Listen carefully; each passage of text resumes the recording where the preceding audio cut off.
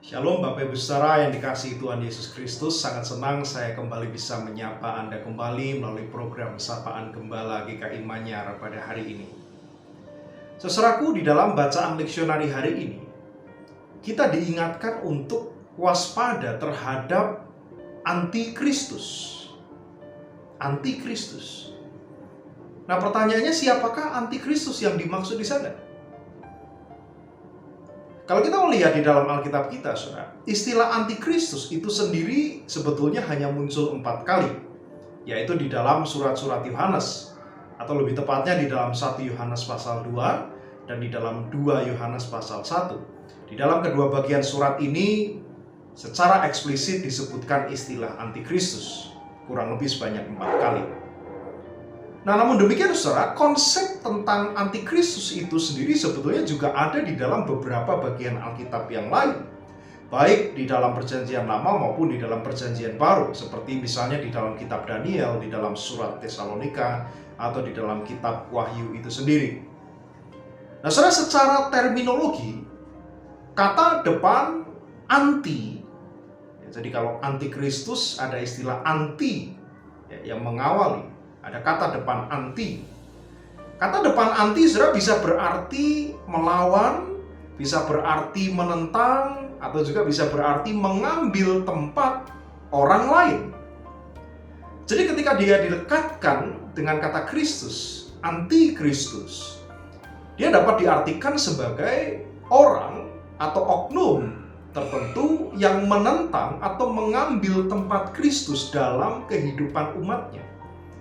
Mengambil tempat Kristus di dalam kehidupan gerejanya. Nah, saudara, dalam bacaan kita tadi, Rasul Yohanes mengingatkan umat Allah dengan sebuah kalimat yang menarik sekali. Dikatakan di dalam ayat 1 Yohanes 2 ayat ke-18, dikatakan begini. Anak-anakku, waktu ini adalah waktu yang terakhir, dan seperti yang telah kamu dengar, seorang antikristus akan datang. Sekarang telah bangkit banyak antikristus. Jadi saudara, kita kembali pada pertanyaan tadi, siapakah antikristus yang dimaksudkan di sini? Nah, sekali lagi, antikristus di sini bisa menunjuk kepada satu oknum tertentu yang akan datang kemudian nanti di akhir zaman, seperti yang dikatakan dituliskan dalam kitab Wahyu. Tapi saudara, di dalam artian yang paling sederhana sebetulnya, antikristus itu juga dapat dimaknai sebagai mereka atau siapa saja yang mengambil tempat atau posisi Kristus di dalam kehidupan orang percaya, di dalam kehidupan umatnya. Menggantikan posisi Kristus, mengambil tempat Kristus di dalam kehidupan umatnya. Jadi saudaraku, kalau kita mendengar istilah antikristus, mungkin kita berpikir, itu kan orang lain. Itu kan belum terjadi, itu baru akan terjadi nanti di akhir zaman. Tetapi sering menarik, mari kita lihat apa yang dikatakan Yohanes di ayat ke-19. Kalimat ini menarik sekali. Dikatakan begini, memang mereka berasal dari antara kita. Siapa kita yang dimaksud di sana, saudara? Kita adalah gereja, orang percaya. Memang mereka berasal dari antara kita, tetapi mereka, nah ini yang membedakan adalah mereka tidak sungguh-sungguh termasuk pada kita. Siapa kita di sana? Kita yang dimaksud adalah gereja. Jadi saudara, antikristus itu ternyata dia tidak selalu jauh-jauh berasal dari lingkungan luar gereja.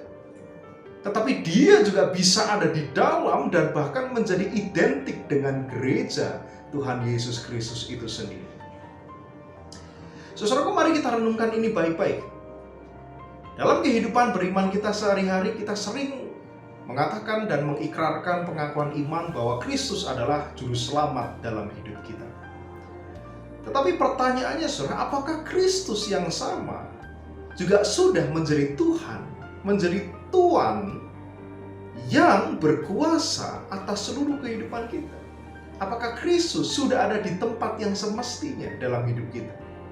Apakah di dalam setiap pikiran kita, tindakan kita, perkataan kita, cara kita mengambil keputusan, cara kita berelasi, cara kita memandang harta kepemilikan kita? Apakah di dalam segala sesuatunya kita sudah membiarkan Kristus menempati posisi yang semestinya dalam hidup kita? Atau sebaliknya, saudara, kita seringkali mengatakan, mungkin kita mengatakan, Yesus, oke, Engkau adalah Tuhan, Engkau berkuasa, tetapi silahkan duduklah saja di tahtamu yang indah dan megah itu. Sebab ini adalah hidup saya, ini adalah tubuh saya, ini adalah harta milik saya.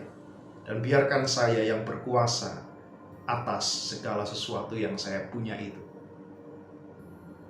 Saudaraku, selamat merenungkannya. Amin.